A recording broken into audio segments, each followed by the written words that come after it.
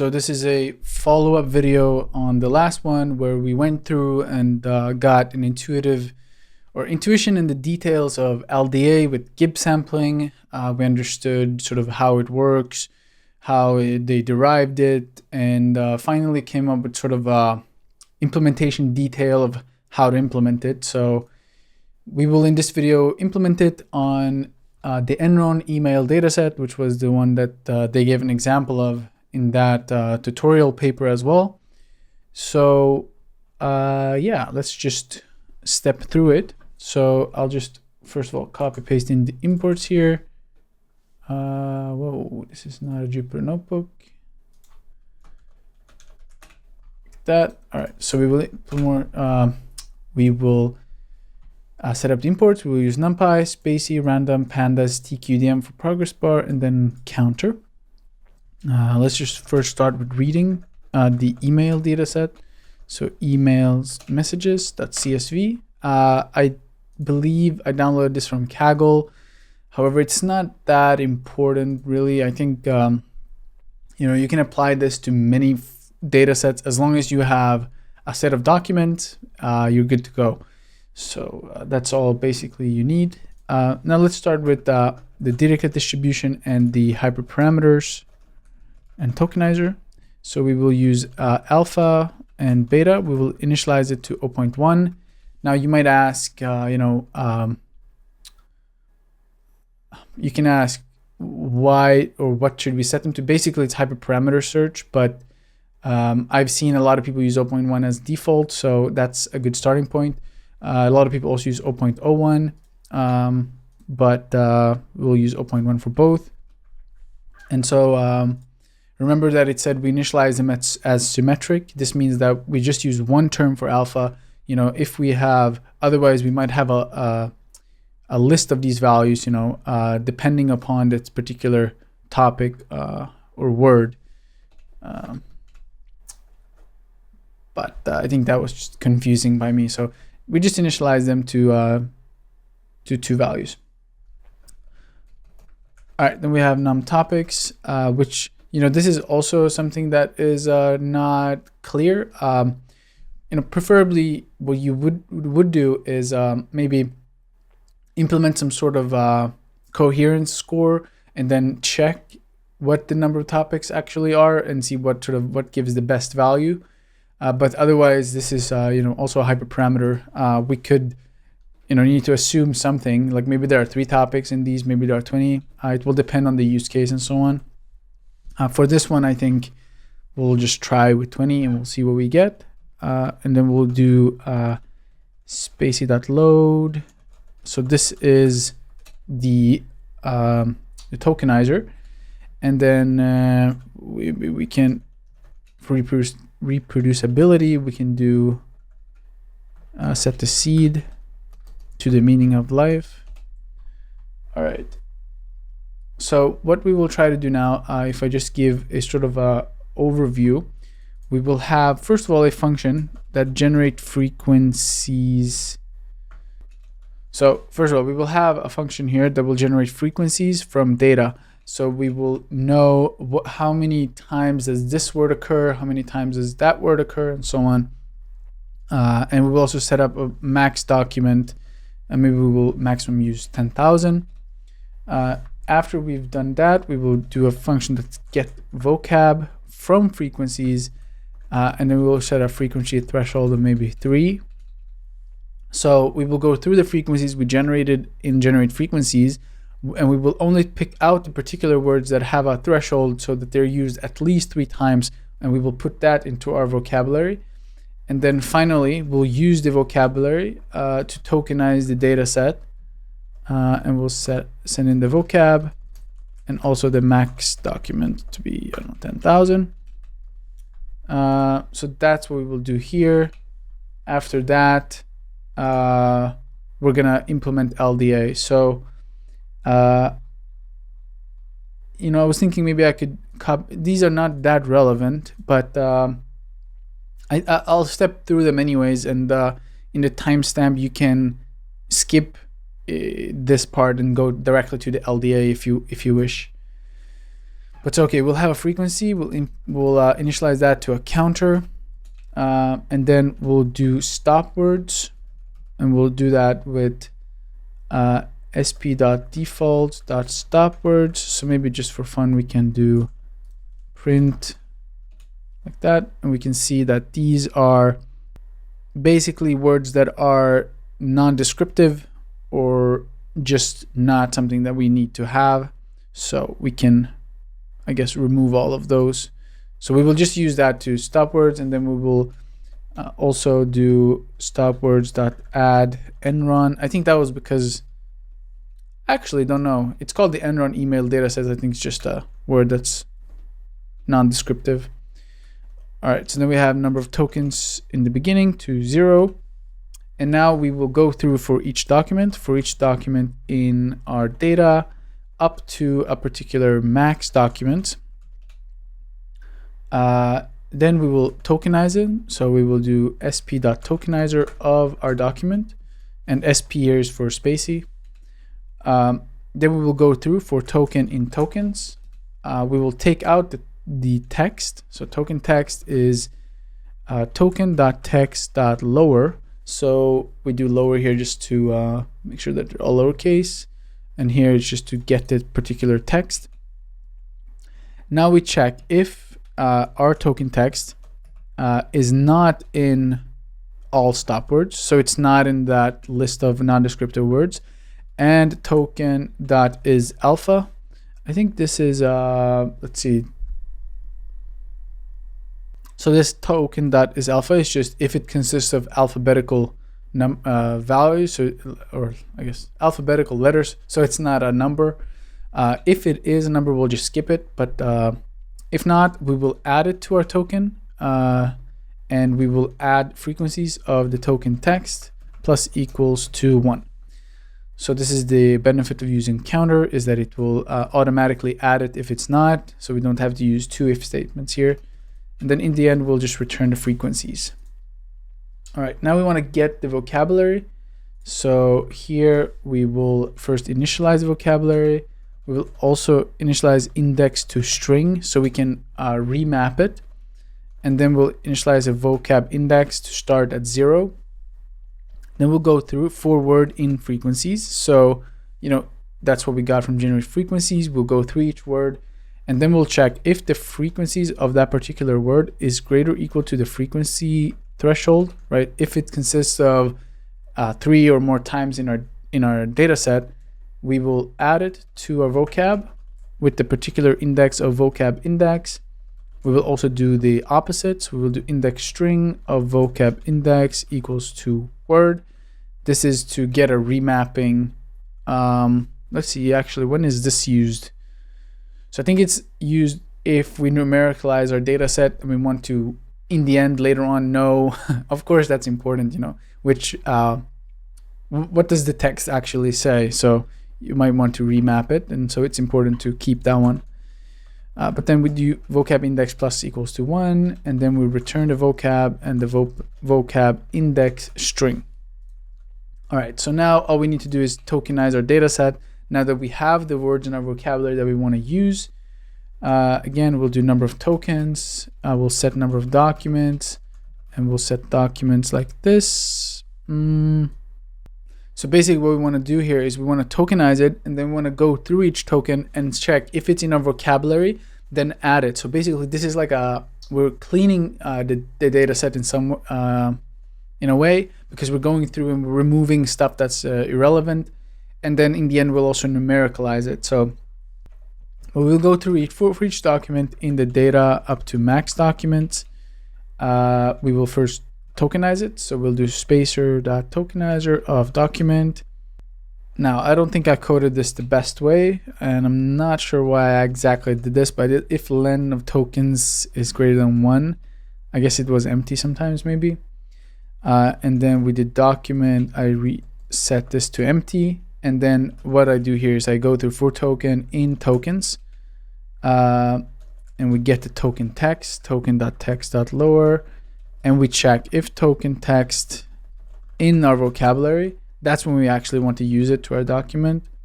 So token text and then we add number of tokens plus equals to 1, and also number of documents plus equals to 1, documents.append document, and that's pretty much it. So, you know, all we've done here is cleaned it up a little bit, and then we can print maybe the number of emails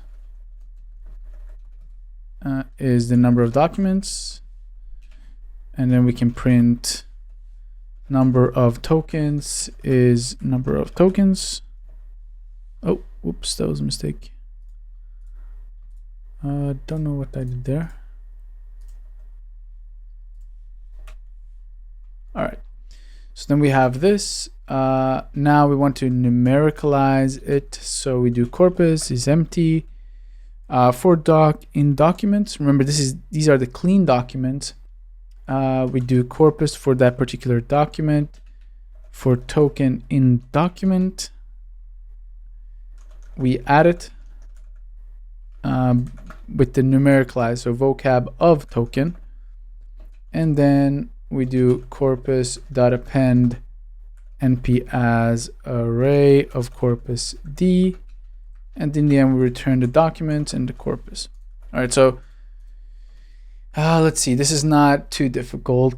Let's see, we clean, basically here we clean it, right? We remove the ones that are not in our vocabulary, and then I guess you could do this in a more efficient way probably, but we need the vocab because we want to have a frequency threshold. So then we just numericalize it by converting it into a number instead. All right, so now that we have those three functions, let's move on to what I think is actually important. So first of all, I just copy paste this in here. So this is just running the functions that we just created.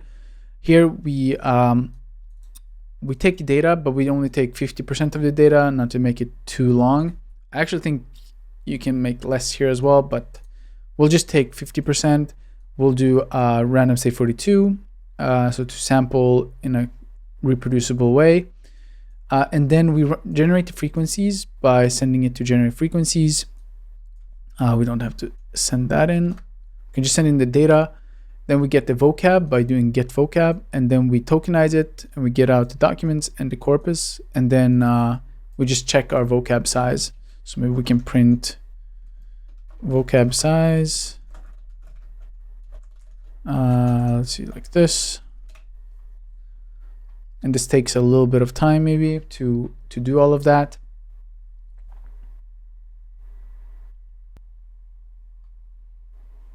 All right, so this is a lot. We get number of emails. Oh, that was 1%. All right, so we get 5,000, 70,000 tokens in a vocabulary of 17,000. All right, so now we actually get to the collapsed GIBs. So we'll do collapsed. I don't know if we call it collapsed GIBs. Let's call it LDA collapsed GIBs maybe. All right, so for this, we will send in, let's see, we'll send in the corpus. I think that's the only thing, and the number of iterations. Maybe we can set that to 200. Now I'll try to put the one that we saw in the last video, the pseudocode for it, on the side here so you can watch it. But basically, if I remember, we will need to, first of all, initialize count and z, and then we will do the for loop. So we will do that first.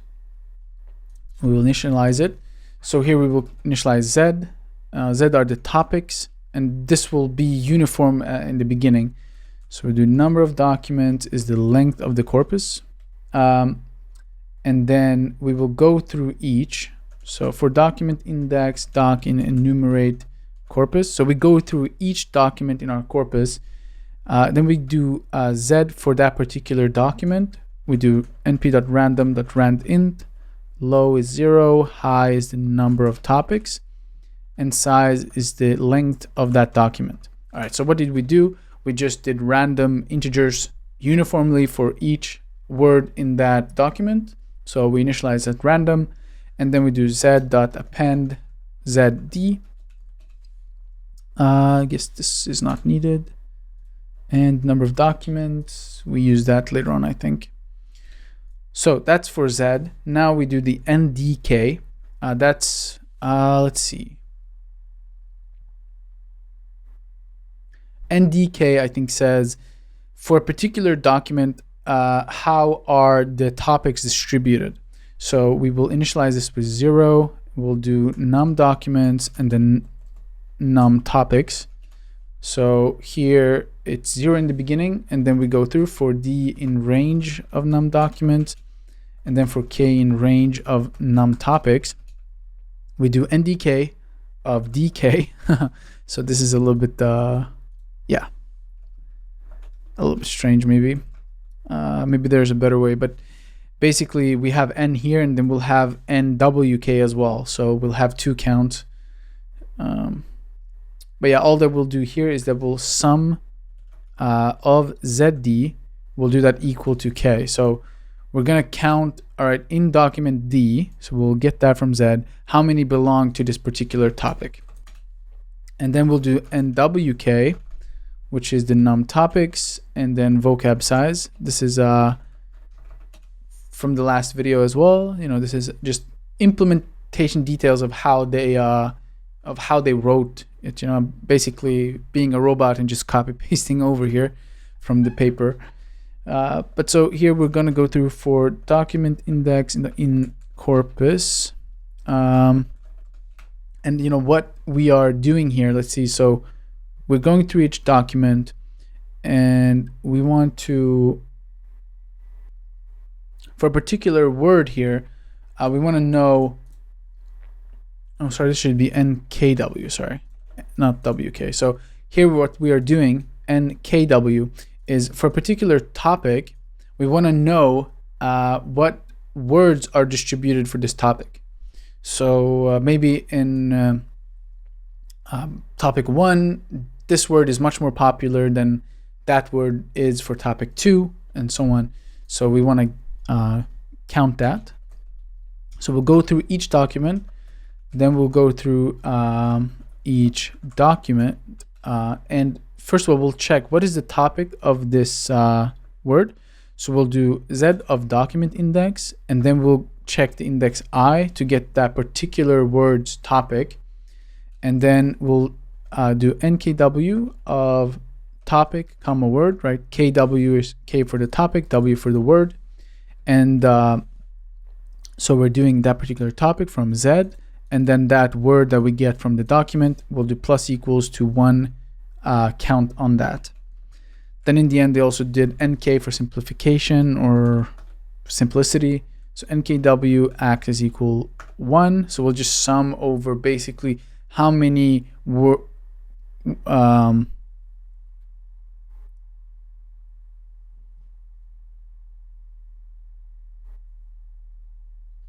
so what we're doing here is basically counting how many words are in topic 1 and topic 2 and so on, as a summation. We will use this later on to get phi by doing normalizing with NK.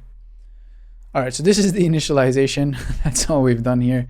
We will try to do a loop now. And right, there's one more thing. We'll do topic list I for I in range of num topics. Basically, this is just 0, 1, 2, 3, 4, etc. for all the topics. You will understand why we do this soon. All right, so then we'll do for underscore in range of the number of iterations. And I think 200, 100, 200 is a good standard value here. We'll do that, and then we will go through it all in our corpus. So we'll do that with for document index in enumerate corpus for I in range of the length of the document. So we're going through everything here, all the words. And now we will follow the pseudocode. So we'll take out the word, and we'll take out the topic for that particular. So Z of the document index for that particular word. Now we will remove the, ZI because conditioned on Z minus I. So we want to remove this particular contribution. So we do NDK of document index, comma topic minus equals to 1. We're removing this particular word, this particular word's impact basically. So NKW of topic, comma word. Again, I'm just writing in the formula here basically.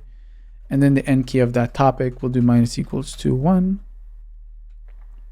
And now we will do the formula. So PZ is NDK of the document index, and all of the, for this particular document, we want to get all of the topics.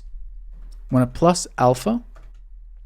Then we want to multiply with NKW of all topics for a particular word plus beta. Then we're going to divide by NK of all topics plus beta times the vocab size. So this is this is just the formula. The only thing is that they made a loop in the pseudocode for k in range, but now we just have it as a list or an array directly, and then we can just sample a new topic from that. So random.choices of topic list, and then the weights will be the PZ, and then we'll take out just a single one, and this is going to be 0. So we get a list of lists here, so we'll just get the 0th one. And now we'll update it. So update and parameters. We will first set Z for this particular document index and this I to be the topic that we just generated. And then we can copy paste this again, and we'll just do plus equals, plus equals, plus equals, plus equals. All right, and then in the end here, we will return Z, NDK, NKW, and NK. And now we can run this. So we can do Z, NDK, NKW, NK is LDA collapse Gibbs of the corpus, right? That's pretty much it. And so this is the and that's how it looks like. So hopefully now we're gonna run this. Let's see. So we'll run this. Oh, and one thing I guess we can do that I didn't do here, we need to do for TQDM. So maybe we can stop this just to see how fast it is. And I think it's pretty slow actually. It does take a bit of time, but hopefully also there's no errors in this implementation now. And while it's running, maybe we can look at the next. So what is going on?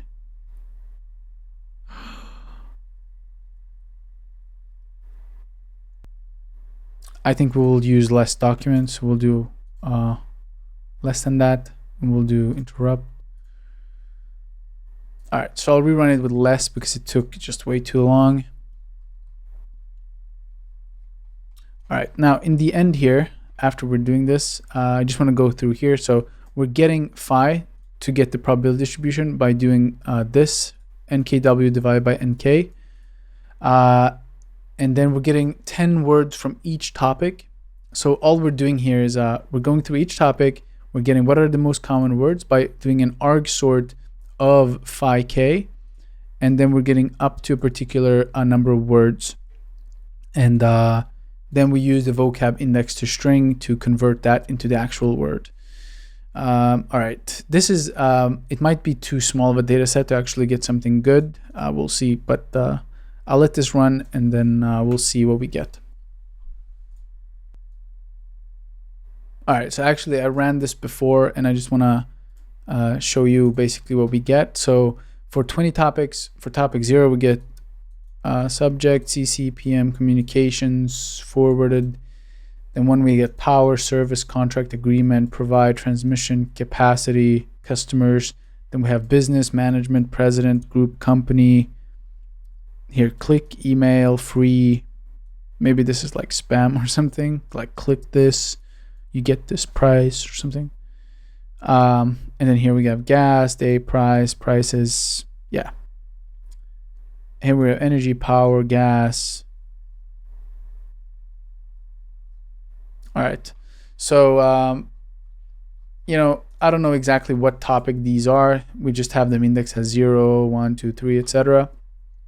But I mean, it does seem to do something that makes sense. One thing that I did implement is a coherence UMass score to check, basically, you know, like to get a value of how good these topics are.